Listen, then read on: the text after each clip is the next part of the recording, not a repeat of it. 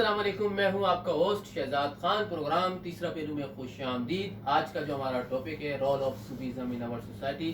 جو شخصیت ہمارے ساتھ موجود ہیں، ٹیچنگ اسسٹنٹ ہیں کراچی یونیورسٹی میں، ایم فل اسلامک اسٹڈی میں کیا ہوا ہے اور P H D Islamic study میں کر رہے ہیں۔ بلا تاخیر آپ کی ملاقات کرواتے ہیں جناب لائق احمد صاحب سے۔ السلام علیکم سر۔ وعلیکم السلام۔ کیا حال ہے آپ کی؟ طبیعت ٹھیک ہے؟ خیریت سے آپ؟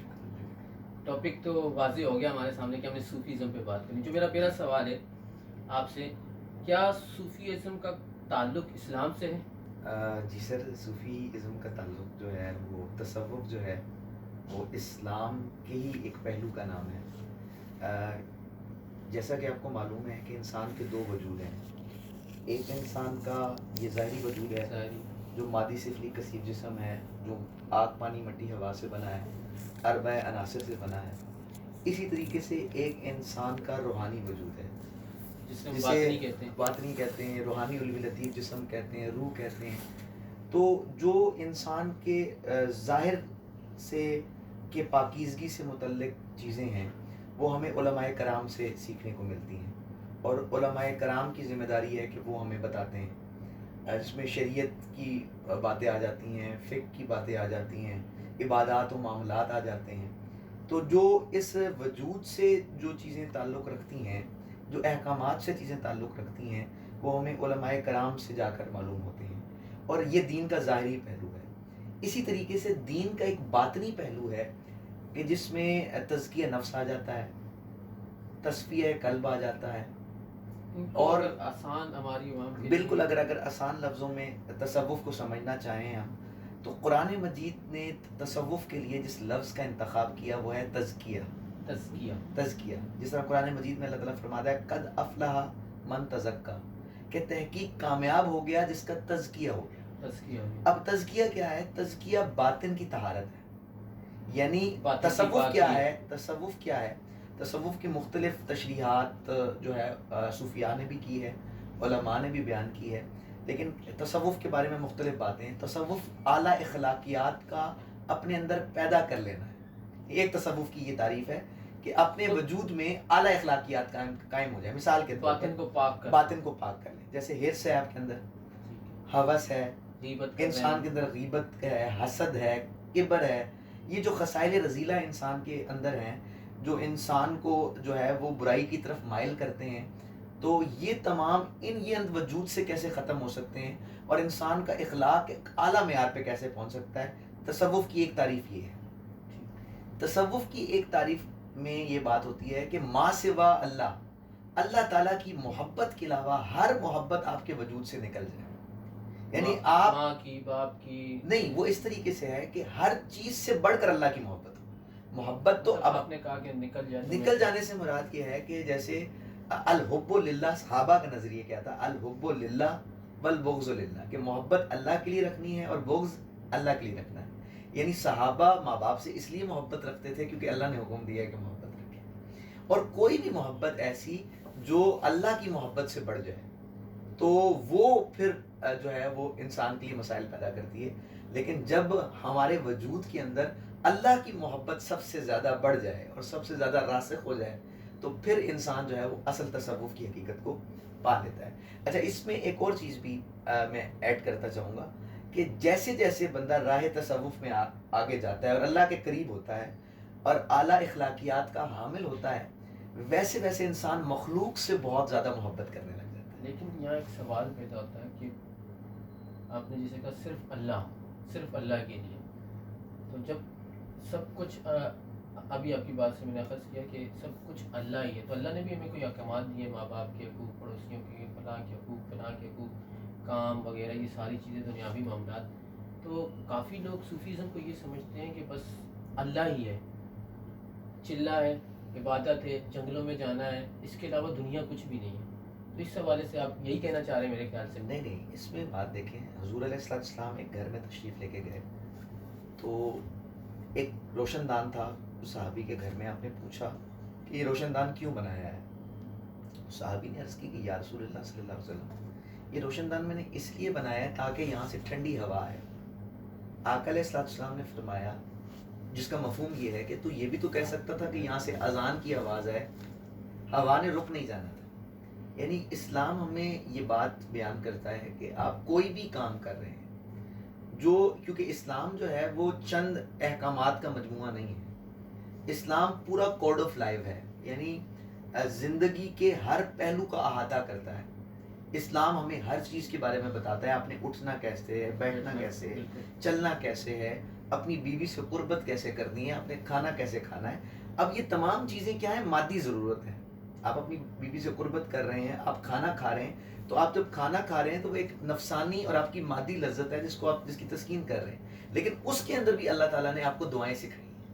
آپ واش روم جاتے ہیں تو واش روم جاتے ہوئے بھی آپ کو دعا سکھائی گئی ہے، اس سے نکلتے ہوئے بھی آپ کو دعا سکھائی گئی ہے.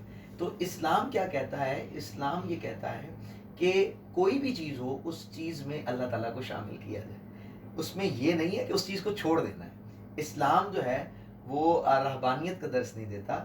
اسلام کا جو تصور ہے وہ تصور یہ ہے کہ ہر چیز میں بس اللہ کی رضا کو شامل کر لیا جائے، یعنی ہر چیز کو اللہ کی رضا کے تابع کر لیا جائے. تو اس کے لیے لفظ تصوف کیوں؟ شریعت بھی تو یہی کہتی ہے، تو ہم شریعت والا جو ہے لفظ کیوں استعمال کرتے ہیں؟ ہم اس کو تصوف سے کیوں جوڑتے ہیں؟ دیکھیں، تصوف کا جو لفظ ہے وہ مطلب پہلی صدی ہجری کے اواخر میں استعمال ہونا شروع ہو گیا، اور اس کی وجہ یہ ہے کہ تصوف کے جو لغوی معنی ہیں وہ ایک تو جو اس کا مادہ اشتقاق ہے جو اس لفظ کا، اس کے بہت سارے مختلف معنی ہیں. ان میں ایک معنی یہ بھی تھا کہ یہ اہل صفا سے تعلق رکھنے والے ہیں. حضور علیہ الصلوۃ والسلام کے دور میں جو صحابہ کرام رضوان اللہ علیہ مجمعین تھے، ان میں ایک کچھ صحابہ تھے جنہیں اصحاب صفا کہتے تھے. اصحاب صفا کہتے تھے. وہ مسجد نبوی میں ہی موجود ہوتے تھے اور وہ ہر وقت آقا علیہ السلام کی زیارت میں وہیں پر موجود ہوتے تھے. وہ دنیاوی کوئی کام نہیں کرتے تھے، دین کا کام وہ کیا کرتے. بہت کم صحابہ تھے، روایات میں آتا ہے کوئی 250 سے 300 صحابہ تھے. لیکن وہ کیا تھے کہ وہ بہت فقر و فاقہ میں رہتے تھے، یعنی ان کے پاس تن ڈھانپنے کو بھی پورا کپڑا نہیں ہوتا تھا. بعض دفعہ آقا علیہ السلام ان کے لیے کچھ کھانے کے لیے آپ شفقت فرماتے تھے اور لے آتے تھے. وہ دین کے لیے اپنے آپ کو وقف کیا تھا. وہ اصحاب صفا تھے. تو وہ جو ہے ان سے تعلق کی وجہ سے، اور قرآن نے کہا، قرآن نے آقا علیہ السلام کو مخاطب ہو کے کہا کہ پیارے حبیب صلی اللہ علیہ وسلم آپ ان کی صحبت کو اختیار کریں اور ان سے آپ وَاصْبِرْ نَفْسَكَ مَعَ الَّذِينَ يَدْعُونَ رَبَّهُمْ بِالْغَدَاةِ وَالْعَشِيِّ يُرِيدُونَ وَجْهَهُ کہ اے پیارے محبوب صلی اللہ علیہ وسلم آپ اپنے آپ کو ان کے ساتھ رکھیں، ان لوگوں کے ساتھ کہ جو کیا کرتے ہیں، اپنے رب کو پکارتے ہیں اور چاہتے یہ ہیں کہ انہیں اللہ تعالیٰ کے انوار و تجلیات نصیب. تو یہ صوفیاء کا تعلق اصحاب صفا سے ہے، تو اس لیے وہاں سے لفظ تصوف آیا. لیکن میں ایک آخری بات عرض کرنا چاہ رہا ہوں کہ اور بھی بہت ساری اس کی وجوہات ہیں، لیکن قرآن مجید میں اگر ہم کہیں کہ اگر لفظ کی ہی بات ہے یہی پوچھنے والا تو جی کا لفظ قرآن مجید و سنت کی روشنی میں کیسے بیان کریں گے؟ جی میں وہی عرض کر رہا ہوں کہ وہ صوفیاء نے اس لفظ کو اختیار کیا اہل صفا کی وجہ سے، اور بھی بہت ساری وجوہات ہیں. لیکن اگر ہم کہیں کہ تصوف کیا ہے تو قرآن مجید سے اگر ہم کہیں تو لفظ تزکیہ، جہاں جہاں بھی قرآن مجید میں تزکیہ کی بات ہوئی ہے تو وہاں اس سے مراد جو مضامین تصوفی بیان ہو رہے ہیں. اور اگر ہم احادیث مبارکہ میں بات کریں تو احادیث مبارکہ میں لفظ احسان آیا ہے کہ جو تصوف کے پورے معنی کو اپنے اندر سموئے ہوئے. اور یہ بڑی ایک انٹرسٹنگ بات ہے، اگر آپ اجازت دیں تو میں تھوڑا سا تفصیل بیان کرتا ہوں.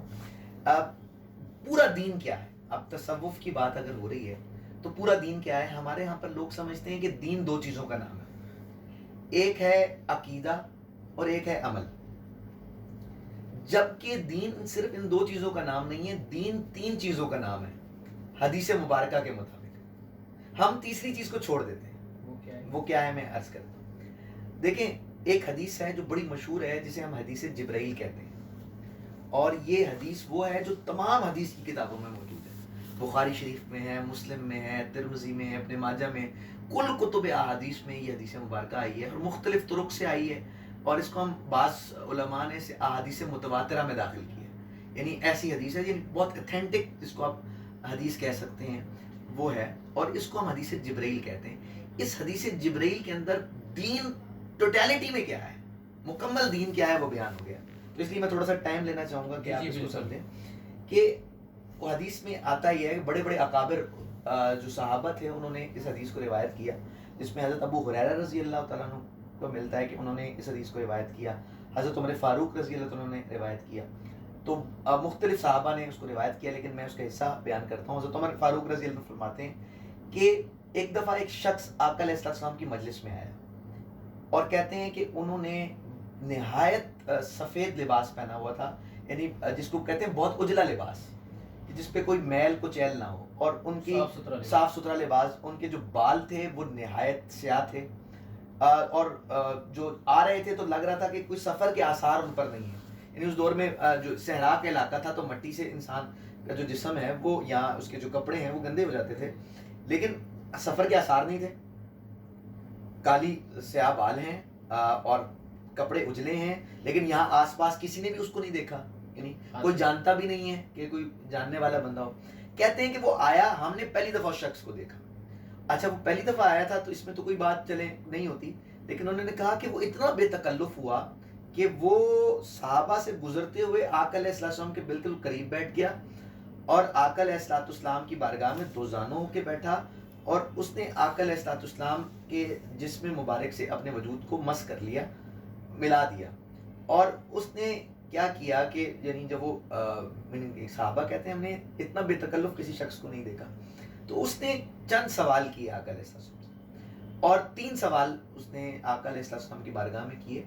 اور کہتے ہیں کہ جب آقا علیہ السلام اس سوال کا جواب دیتے تو وہ کہتا صدق تھا، کہ آپ نے سچ کہا، آپ نے سچ کہا تو یا صحیح کہا. تو یہ بات صحابہ حیران ہوتے کہ سوال بھی خود کر رہا ہے اور جواب بھی پانے پر اس کی تصدیق بھی کر رہا ہے. تو کہتے ہیں کہ اس نے 3 سوال کیے آقا علیہ السلام کی بارگاہ میں. پہلا سوال کیا کہ انہوں نے سوال کیا کہ اسلام کیا ہے. تو آقا علیہ السلام نے فرمایا کہ مفہوم جس کا یہ ہے کہ آپ نے فرمایا کہ اسلام یہ ہے کہ اللہ کو ایک ماننا، رسول اکرم صلی اللہ علیہ وسلم کو اللہ کا آخری نبی ماننا، اور پھر فرمایا کہ نماز پڑھنا، روزہ رکھنا، حج اگر صاحب استطاعت ہے تو پھر زکوٰۃ دینا. مطلب یہ بات ہوگی، یہ اسلام ہو گیا. پھر تو انہوں نے کہا جی آپ نے بالکل ٹھیک کہا. پھر وہ سوال کیا کہ ایمان کیا ہے. تو آقا علیہ السلام نے فرمایا کہ اللہ کو ماننا، روز آخرت کو ماننا، نبیوں کو ماننا، کتابوں کو ماننا، اٹھائے جانے فرشتوں کو ماننا، اور کل قیامت کے دن اٹھائے جانے کو ماننا، اور جو خیر اور شر اللہ کی طرف سے اس کو ماننا. تو انہوں نے کہا جی بالکل آپ نے ٹھیک کہا. اب تیسرا سوال کیا جو میرے موضوع سے مطابقت رکھتا ہے. سوال کیا مل احسان ہو یا رسول اللہ صلی اللہ علیہ وسلم، کہ یا رسول اللہ صلی اللہ علیہ وسلم احسان کیا ہے. آپ نے فرمایا الاحسان ان تعبد اللہ کانک تراہ فإن لم تکن تراہ فإنہ یراک. مرتبہ احسان یہ ہے کہ تم اس طرح عبادت کرو گویا تم اللہ کو دیکھ رہے ہو. اگر یہ نہ ہو تو اتنا ضرور ہو کہ وہ تمہیں دیکھ رہا ہے. تو جب وہ وہاں سے چلا گیا تو حضور علیہ السلام نے پوچھا حضرت عمر رضی اللہ عنہ سے کہ کیا آپ کو پتہ ہے کہ یہ شخص کون تھا. انہوں نے کہا نہیں یا رسول اللہ صلی اللہ علیہ وسلم ہمیں نہیں پتا کہ یہ شخص کون. آپ نے فرمایا یہ جبرائیل علیہ السلام تھے جو تمہیں دین سکھانے آئے تھے. یہ جبرائیل علیہ السلام تھے جو تمہیں دین سکھانے آئے تھے. تو اس حدیث مبارک کی جتنی بھی شرح بیان کی گئی ہے تو اس میں یہ بات بیان کی گئی. امام جتنے بھی امام تھے جنہوں نے بخاری اور مسلم کی شرح لکھی ہے وہ یہ کہتے ہیں کہ گویا معلوم ہوا کہ دین 3 چیزوں کا نام ہے. دین 3 چیزوں کا نام، اسلام، ایمان اور احسان ہے. اب ہم کیا ہے، دین مکمل کیا ہے، ان 3 چیزوں کا مجموعہ ہے. لیکن ہم آپ دیکھیں اسلام کیا ہے، اسلام میں ارکان اسلام بیان ہوئے، یعنی پتہ چلا کہ اسلام عمل کا نام ہے. اور ایمان میں عقائد بیان ہوئے تو پتہ چلا ایمان عقیدے کا نام ہے. تو احسان کس کا نام ہے؟ ہم تو یہی کہتے ہیں کہ دونوں چیزیں ضروری ہیں. اگر عقیدہ ٹھیک ہوگا تو عمل کام آئے گا، اور اگر بندہ عمل کرے گا عقیدہ ٹھیک نہیں ہے تو سارے اعمال ضائع. یہ دونوں چیزیں لازم ملزوم ہیں، دونوں ہوں گے تو کامیاب ہوں گے. ہم ان دونوں پہ ہی بات کرتے ہیں، احسان پہ بات کیوں نہیں کرتے؟ احسان کیا ہے؟ احسان ہی کو تو تصوف کہا جاتا ہے. وہ باطنی کیفیت جو آپ کو اللہ سے منسلک کر دیتی ہے، وہ ایک ایسا تعلق اللہ تعالیٰ کی ذات سے، خاص کیفیت ہوتی ہے. یہ نماز میں بھی ہو سکتا ہے، روزے میں بھی ہو سکتا ہے کہ آپ اللہ کے قریب ہو جاؤ، آپ کو ایسا محسوس ہو کہ آپ اللہ تعالیٰ سے ہم کلام ہو، اللہ آپ کو دیکھ رہا ہے یا آپ اللہ کو دیکھ رہے ہو. تو وہ ان چیزوں میں بھی ہو سکتا ہے. تو پھر اس کو آپ زیادہ تر مزارات میں ہی دیکھتے ہیں، وجہ میں ہی دیکھتے ہیں، کیفیات میں ہی دیکھتے ہیں.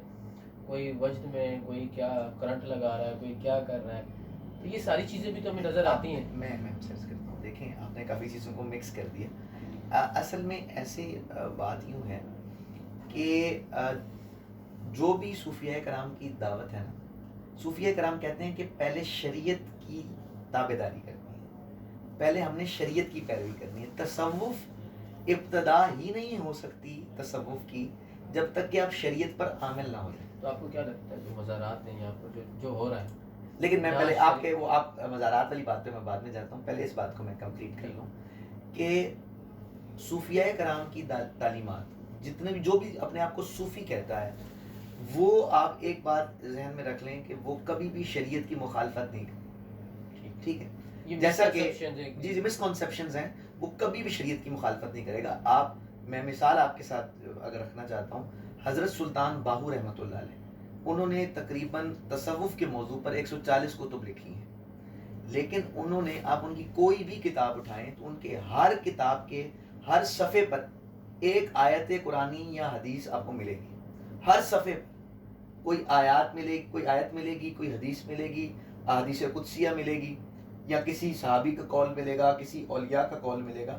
تو حضرت سلطان باہو رحمۃ اللہ علیہ وہ ولی ہیں کہ جن کے بارے میں کہا جاتا ہے کہ انہوں نے اپنی پوری زندگی میں کوئی مستحب فوت نہیں ہونے دیا. حضرت سلطان باہو رحمۃ اللہ علیہ کہتے ہیں کہ اس تصوف کے راستے میں اتھارٹی ہے نا, آپ فرماتے ہیں کہ ہر مراتب الشریعت یافتم پیشوائے خود شریعت ساختم, کہ میں نے ہر مرتبہ شریعت کے ذریعے حاصل کیا اور شریعت کو اپنا مرشد بنا کے رکھا. قرآن و سنت جتنے بھی بزرگ تھے, جیسے آپ کہہ رہے ہیں ان کی سننے میں آیا کہ یہ شریعت کو فالو کرتے ہیں, لیکن جو ان کو فالو کرنے والے ہیں وہ کسی اور ہی راہ پر چل رہے ہیں. جی میں جس طرح اب عرض کرتا ہوں کہ جیسے آپ آج کل مزارات کی بات کر رہے ہیں, تو یہ اس میں کوئی دو رائے نہیں ہے کہ جو مزارات پر جو غیر شرعی معاملات پیش آ رہے ہیں اور اس کے اندر ہماری حکومت پاکستان, ہمارے علماء جتنے بھی ہیں, تو ان کو کون سکھا رہا ہے یہ سب کرنے کو, یہ کہاں سے سیکھ کے ہیں؟ بات یہ ہے کہ اس پہ حکومت وقت کو بھی دیکھنا چاہیے اور علماء کرام کو بھی اس پر دیکھنا چاہیے کہ جو غیر شرعی معاملات ہیں ان کا ان صوفیاء سے کوئی تعلق نہیں ہے اور اس کے اندر بہتری کی کوشش کی جانی چاہیے. لیکن میں آپ کو بتاؤں کہ یہ جو حالات ہیں, آپ کو جو مزارات پہ آپ جاتے ہیں, یہ حالات جو یعنی جب آپ کسی بھی صوفی کی خانقاہ پر جاتے ہیں تو اس پورے نظام کو جو مزار پہ چل رہا ہوتا ہے اس کے لیے ہم ایک لفظ استعمال کرتے ہیں, خانقاہی نظام. کیا لفظ استعمال کرتے ہیں؟ خانقاہی نظام. خانقاہی نظام ایک بہت بڑا نظام تھا. اچھا مجھے اگر آپ اجازت دیں گے تو میں تھوڑی خانقاہی نظام کے پہلے بتانا چاہوں گا کہ خانقاہی نظام تھا کیا اور پھر وہ زوال کا شکار کیسے ہوا. میں اس پہ تھوڑا سا آپ اگر وقت دیں گے تو میں عرض کرنا چاہوں گا. دیکھیں یہاں پر اس میں تو کوئی دو رائے نہیں ہے کہ ہندوستان کے اندر اکثریت لوگ وہ ہیں جنہیں صوفیہ کرام نے اسلام کی طرف لے کر آئے. یعنی اس پہ مخالفین بھی مانتے ہیں کہ یہاں پر جو اسلام کی تبلیغ ہوئی ہے اور وہ صوفیہ کرام کے تصدق کے ذریعے ہوئی ہے, انہوں نے جو پیغام محبت یہاں پھیلایا اس کے ذریعے یہاں پر دین کی تبلیغ جو ہے وہ پھیلی ہے. آپ دیکھیں اگر پاکستان, انڈیا اور بنگلہ دیش کے لوگوں کو بھی آپ دیکھ لیں تو یہ تقریباً 65 سے 70 کروڑ لوگ بنتے ہیں اور یہ مسلمان ہیں سارے. تو اسلام تو عرب میں آیا تھا, اس سے زیادہ ہی بنتے ہیں, تو اسلام تو عرب میں آیا تھا, یہاں پر اتنے لوگ مسلمان کیسے ہوتے ہیں؟ تو یہ سارے کے سارے. میرا ایک سوال ہے, معذرت چاہ رہا ہوں, ایک کسی شخص کا سوال تھا کہ پاکستان, انڈیا, بنگلہ دیش میں لوگوں کو گمراہ کرنا آسان ہے. وہ میں آپ سے آگے بات کر لوں گا. میں جو ایک بات فلو میں چل رہا ہوں تو وہ اس بات کو ہم پہلے ہم لے کے چلیں. تو میں نے عرض کی کہ یہاں پر صوفیہ کرام نے کیسے کیا. معذرت کے ساتھ ہمارے آج کا جو صوفی ہے وہ لام یہ لے پہ یقین رکھتا ہے. اس دور کا جو صوفی تھا وہ دال یہ دے پہ یقین رکھتا تھا. اس دور کے صوفی نے ایک ایسا خانقاہی نظام ڈیولپ کیا تھا جو آج کی این جی اوز بھی ویسا نظام نہیں پیش کر سکتی یا ویسا ورک نہیں کر سکتی جیسا اس دور کے صوفیاء نے کیا تھا. آپ دیکھیں دنیا حیران ہے کہ ہندوستان کے اندر 5% لوگ مسلمز تھے, 95% لوگ یہاں ہندو تھے. حیرت کی بات یہ ہے کہ 5% نے 95% پر 1000 سال حکومت کیسے کر لی. یہ ایک سوال بنتا ہے کہ مائنورٹی میجورٹی پہ زیادہ سے زیادہ جو ہے وہ 100 سال حکومت کر سکتی ہے, یہاں پر 1000 سال حکومت کر لی, کیسے ہو گیا یہ؟ تو یعنی کس طریقے کیا وجوہات ہیں؟ تو اس کی وجہ صوفیہ کرام کا خانقاہی نظام تھا. اب کیسے تھا میں اس کی تھوڑی وضاحت کروں گا, اگر آپ انٹرپٹ نہ کریں میں تھوڑی سی اپنی بات کو کمپلیٹ کر دوں. صوفیہ کرام اس کو بیان یہ کرتے ہیں کہ صوفیہ کرام نے مزارات پر ایک بات طے کی کہ ہم یہاں مفت لنگر چلائیں گے. آج سے 1000 سال پہلے 1000 سال پہلے یہ طے کیا گیا کہ یہاں مفت لنگر چلے گا. اگر کوئی بندہ غریب ہے اور اس کے گھر پہ کھانے کو نہیں ہے تو اس کو گھبرانے کی ضرورت نہیں ہے, وہ خانقاہ پہ آ جائے تو خانقاہ پہ اسے مفت لنگر مل جائے گا. اور اس میں تفریق بھی نہیں ہوگی کہ یہ کوئی ہندو ہے, یہ سکھ ہے, یہ عیسائی ہے, یہ یہودی ہے, یہ فلاں فرقے کا, سب کو ساتھ بیٹھ کے کھانے کی اجازت ہوگی. اور اس میں صوفیہ کرام نے بہت حیرت انگیز بات, جیسے آج آپ تمام مزارات پہ جائیں آپ کو مزارات پر گوشت نہیں ملے گا, آپ کو زیادہ تر سبزی دال اس طرح کا لنگر میں سالن ملے گا. اس کی وجہ وہ صوفیاء کی اسٹریٹجی تھی. اس ٹائم صوفیاء نے کہا کہ یہاں اکثریت ہندوؤں کی ہے, اگر یہاں پر لنگر میں گوشت چل گیا تو ہندو آنے میں ہچکچائیں گے. تو اس اسٹریٹجی کے تحت حسن زن تھا کہ قریب کسی طرح یہ ہو جائیں, تو ان کو انہوں نے بلایا. تو پہلی بات یہ ہے کہ صوفیاء نے پہلا کام کیا کیا, مفت لنگر چلا دیا کہ اگر کوئی بندہ بھوکا ہے اور تو وہ مفت آ کے وہاں پر کھانا کھا لے بلا تفریق رنگ و نسل. دوسری بات جو تھی وہ کیا تھی کہ صوفیہ کرام نے اوطاق بنائے. آپ دیکھیں آج بھی مزارات کے ساتھ کچھ اوطاق بنے ہوئے ہوتے ہیں جہاں پر مسافروں کی رہائش کا انتظام ہوتا ہے. صوفیاء نے اس کو بہت اچھے انداز میں کیا اور جو بھی مسافر آتا تھا اس کو مفت رہائش دی جاتی تھی, مفت بستر دیے جاتے تھے. یہ اب بھی کہیں ملتا ہے, لیکن وہاں پر یہ باقاعدہ اس چیز کا خیال رکھا جاتا تھا اور رہائش کا انتظام جو ہے وہ دیا جاتا تھا. تیسری چیز جو اس دور میں تھی وہ کیا تھی, اس دور کے اندر جو بھی بندہ بیمار ہو جاتا تھا تو اس دور کا جو صوفی تھا وہ تعویذ نہیں فوراً لے کے دیتا تھا. پہلے وہ کیا کرتا تھا, پہلے وہ حکمت جانی بھی ہوتی تھی, انہوں نے حکمت سیکھی بھی ہوتی تھی انہوں نے, اور وہ پہلے کیا کرتے تھے کہ اس کا میڈیکلی یعنی آپ اس دور کے مطابق حکیمانہ علاج جو ہے وہ اس کا کرتے تھے. اور اب کوئی بندہ ایسا آ گیا, مفت علاج کرتے تھے, خانقاہ پہ مفت علاج ہوتا تھا, خانقاہ پہ مفت پڑھنے پڑھانے کا انتظام ہوتا تھا. اور اگر کوئی بندہ ایسا آ گیا کہ جس نے جو علاج اب نہیں ہو رہا, کوئی حکیمی اس میں نہیں ہے, تو پھر وہ تعویذ ایک آخری چیز ہوتی تھی وہ دیتے تھے, اور اگر کسی ہندو کو آرام ہو جاتا تو وہ مسلمان ہو جاتا تھا.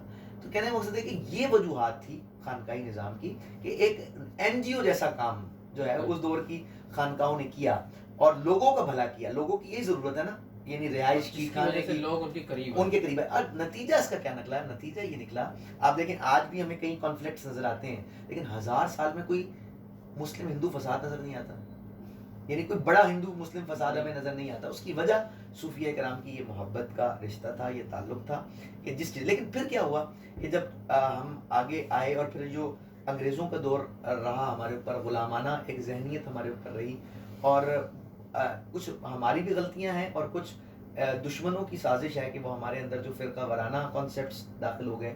یہاں آپ سمجھتے ہیں کہ میرا سوال یہی تھا کہ پھر اتنا پیار محبت اتنی چیزیں پرووائڈ کرنے کے باوجود لوگ کیوں پھر صوفیزم کو نقصان پہنچا رہے, مزارات پر حملے کر رہے, یہی سوال تھا جو آپ جواب دے رہے ہیں. دیکھیں صوفیہ کرام جو ہے نا, ان کا تو بات ہی محبت کی ہے. میں نے آپ سے کہا نا, اگر کوئی ان کو نقصان پہنچانا چاہتا ہے تو وہ دشمنوں کی کسی سازش کا شکار ہو کر ہی ہوتے ہیں. مسلمان کہتے ہیں, نہیں, وہ دشمنوں کی سازش کا شکار ہو کر کوئی کرے. لیکن صوفیاء کی تو دعوت ہی محبت کی ہے. صوفیاء کی جو دعوت ہے وہ محبت اور الفت کی دعوت ہے. اور وہ کہتے ہیں کہ عشق دے چلے بازی لے گئے, عقل مندہ ہمیں برا گالیاں.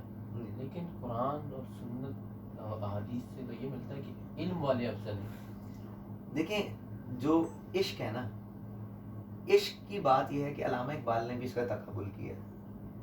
ایک ہے اہل عقل اور ایک ہے اہل عشق, ٹھیک ہے نا.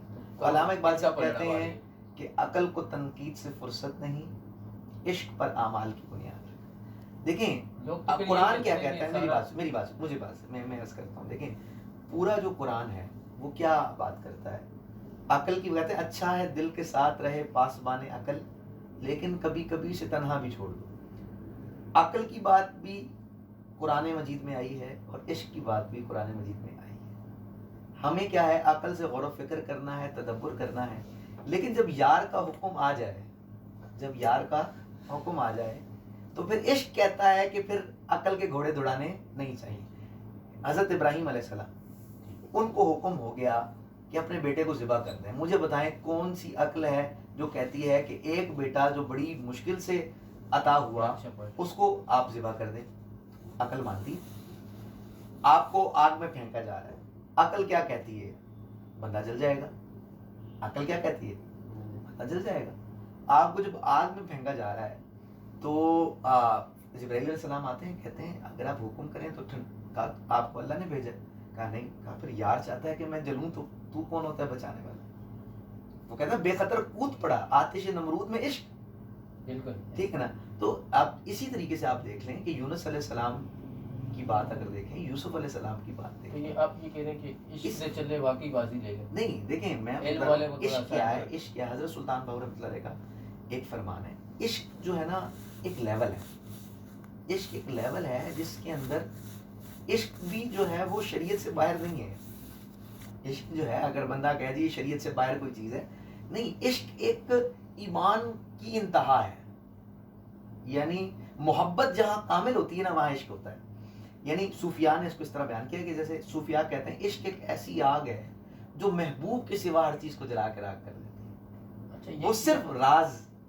یہاں یہی سوال پیدا ہوتا ہے کہ کچھ لوگ کہتے ہیں کہ جس کو اللہ کی معرفت مل گئی, جس سے اللہ ہم کلام ہونا شروع ہو گیا, اس نے اللہ کو دیکھ لیا یا اللہ نے اس کو دیکھ لیا, تو وہ اس کو نماز کی کیا ضرورت, اس کو روزے کی کیا ضرورت, اس کو حج کی کیا ضرورت؟ یہ بہت میں نے آپ سے وہی بات کی کہ حضرت سلطان باہو رحمۃ اللہ فرماتے ہیں ایسے لوگ گمراہ ہیں. ایسے لوگ گمراہ ہیں, یہ واضح ہے. اور یہ ہمارا کلیئر یہ بات کرنی چاہیے کیونکہ اس تمام صوفیاء نے اپنی کتابوں میں, ہم کیا ہیں, ہم اصل میں کرامت کے پیچھے پڑتے ہیں. ہم نے کبھی صوفیاء کی کتابیں نہیں اٹھا کر دیکھی.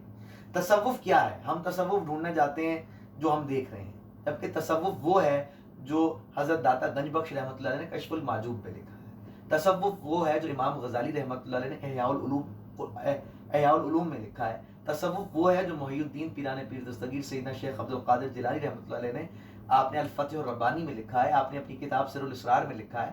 تصوف وہ ہے کہ جو آپ کو حضرت سلطان باہو رحمۃ اللہ کی کتاب عن الفقر محق الفقر کلید التوحید میں ملتا ہے.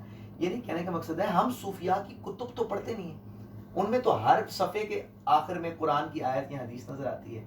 اور تمام صوفیاء نے اس حدیث کو لکھا ہے اپنی کتابوں میں کہ کل طریقت ردت و شریعہ فاہیہ زندگی کا, ہر وہ طریقہ جسے شریعت رد کر دے وہ بے دینی ہے, اس کا اسلام سے کوئی تعلق نہیں. یہ کہہ رہے کہ باطن اور ظاہر ایک جیسا نہیں. دیکھیں میری بات سنیں نا, صوفیاء ایک بات کرتے ہیں, وہ کیا کہتے ہیں, شریعت تو ظاہر سے ہی پتہ لگے گا. میری بات سنیں, شریعت اور طریقت کیا ہے, یا آپ سمجھیں شریعت اور معرفت کیا ہے, یا ظاہر اور باطن کیا ہے.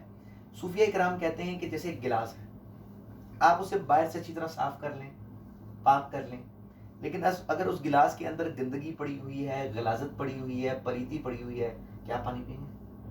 اچھا آپ اسے اندر سے صاف کر لیں, اس کے باہر گندگی لگی ہوئی ہے, غلاظت لگی ہوئی ہے, پلیتی لگی ہوئی ہے, کیا پانی پئیں گے؟ کب پانی پئیں گے؟ جب وہ اندر سے بھی صاف ہوگا اور باہر سے بھی صاف ہوگا. ٹھیک ہے نا. تو اسی طریقے سے دونوں کی پاکیزگی بہت ضروری ہے. اب جو لوگ یہ کہتے ہیں کہ جی بس ظاہر کافی ہے, ٹھیک ہے, وہ بھی جو ہے وہ کامل نہیں ہو سکتے, وہ بھی حقیقت تک نہیں پہنچ سکتے.